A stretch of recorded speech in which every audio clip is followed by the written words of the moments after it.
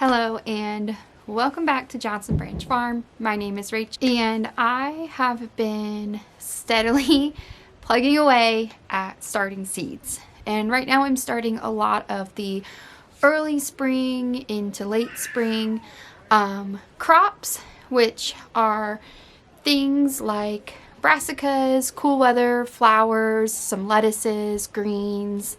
Here in my garden, well, I'm on my porch, but for our farm here in North Georgia, the map says zone 7, but I lean more towards 6A, 6B because we live actually at the base of the highest elevation of North Georgia. So where we are in this little pocket, we kind of have our own little climate. We will have ice and frost and snow on the ground when places of our county don't. It tends to linger here a lot longer. Our ground tends to stay cooler because we are at a higher elevation. So I'm getting everything started, and I don't know if it's because, I guess you could say, well, I'm definitely older. I don't know about wiser, but I remember when we first started the farm and the garden here, that was about 6 years ago, and we had just had a fresh load of compost delivered, and we were going to till everything, mend the beds, all that, because it hadn't been planted in decades.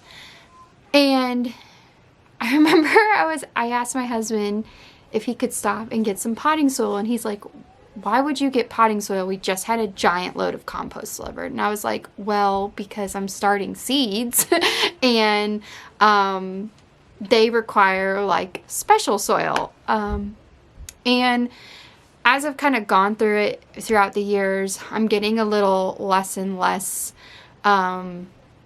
controlling, I guess you would say, about it all.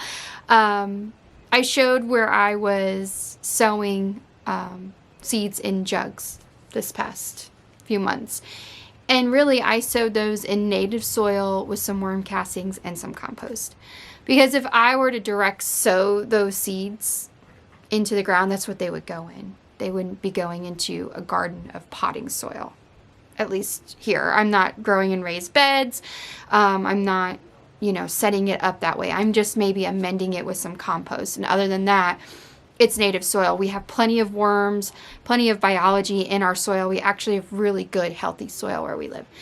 So I'm kind of being a little less obsessive over what I use. And I started following a channel, Blossom and Branch. She's another flower farmer. Lots of knowledge there. And flowers are a different story. Like, I'm not used to growing flowers other than occasional dahlias and zinnias. This is a whole new thing for us. And basically, she's just like really simplifying it. So for my seed starting mix, I'm doing what she recommends, which is vermiculite, earthworm castings, coconut coir, and like an inoculant. And I'm only using that inoculant because some of this stuff is like older. And so I want to make sure all the good bacteria is in it. And that's literally what I'm starting in with soil blocks. And let me tell you, these have made the best soil blocks I've ever made in my entire soil blocking life.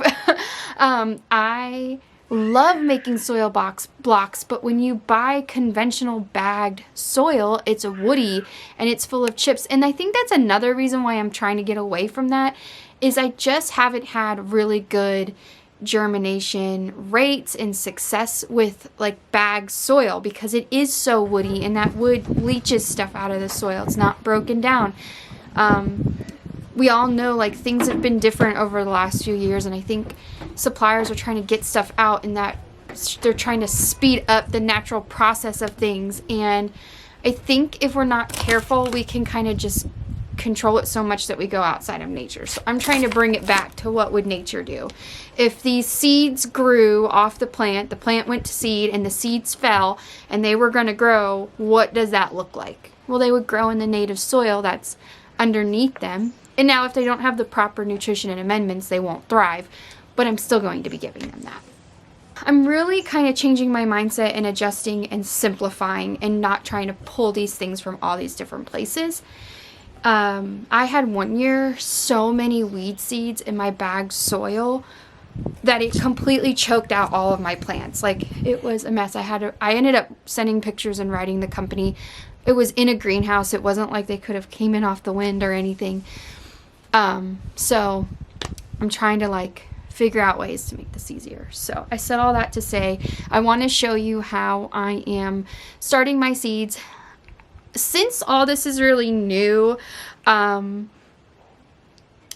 guess my point of this video is I just want to help encourage you to maybe simplify it and dial it back a little bit. You don't have to have all of the latest and greatest things. You don't need expensive fertilizers and different things to put into your soil. Like, the soil and the seeds, all of it wants to grow. That's what it's designed to do. You just have to give it the right things, and it doesn't require a lot. So I'm going to mix up my soil here and use my little soil blocker. I'm going with the small one because I'm growing in a very small space. I have one little rack that's about this tall in my living room. Other than that, everything else is in the greenhouse. And I probably could really move it all out to the greenhouse. I just can't really control the water out there as closely as I can when it's here in the house. So I can be checking on it throughout the day. The greenhouse is on the opposite end of our property where the farm is going to be, and so I'm not down there as often throughout the day. And with the little soil blocks, I'm just really, my biggest concern isn't so much the temperature as it is the moisture. I don't want them like drying out and the little seedlings to shrivel up. So this is what it looks like after it's all mixed up. This was from the other day. Man, it just holds the blocks really well compared to the bag soil I use. Those blocks I can already tell are like kind of falling apart. They're not holding its shape as well after watering them a few times. And now that the plants are kind of starting to poke through, they are just, I just have to like baby them along, but it'll be okay. So I'm going to go ahead and get this all mixed up. Now, if you're going to use bagged potting soil, just make sure you're buying good quality or there will be something wrong with it. You need to sift it. That's one step I don't always hold to, and that's part of my problem. But if I'm buying a huge bag of potting soil and I have to sift out wood chips and sticks, like, I'm paying for that. So that adds up. So you have to sift it, and you want to make sure your water content, when you squeeze it, it just barely drips out. Too wet, it'll be too loose and it won't hold. Too dry, you won't be able to make a block and it'll be like a brick. So just make sure, start low and work your way up to it.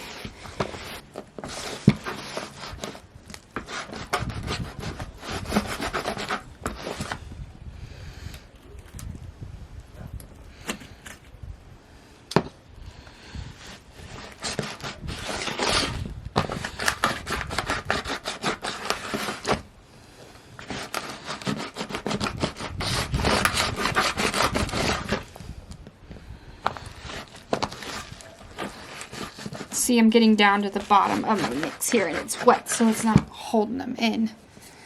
So if that's the case, you can just kind of pack it full with dirt.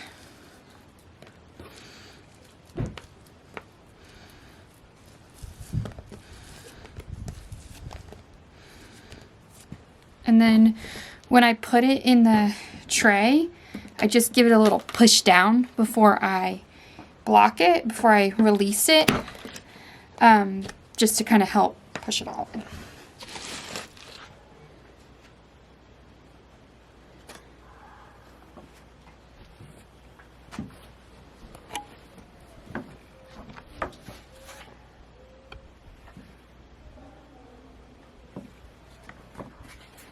Okay, so here's the difference in what I was talking about. These are the blocks made with the recipe with the worm casting, and these are made with non-sifted bagged soil, and you can just see they're real crumbly and falling apart. Right there's a good example. It just doesn't hold together very well. So either you've got to try to mix your own or definitely sift your soil if you're going to use bag soil. I think either way is going to be just fine.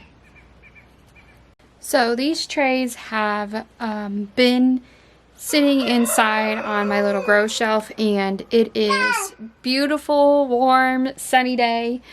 It says it's like 62, but I mean, it feels like it's 80 degrees when it's been like 20 lately. So I've got them sunning themselves out here on the porch. This is a great way to get them acclimated to being outside. And I'm going to continue to sow some flowers. So, filling up some trays, and it's pretty exciting. Thank you so much for watching, and may the Lord bless and keep you. Until next time.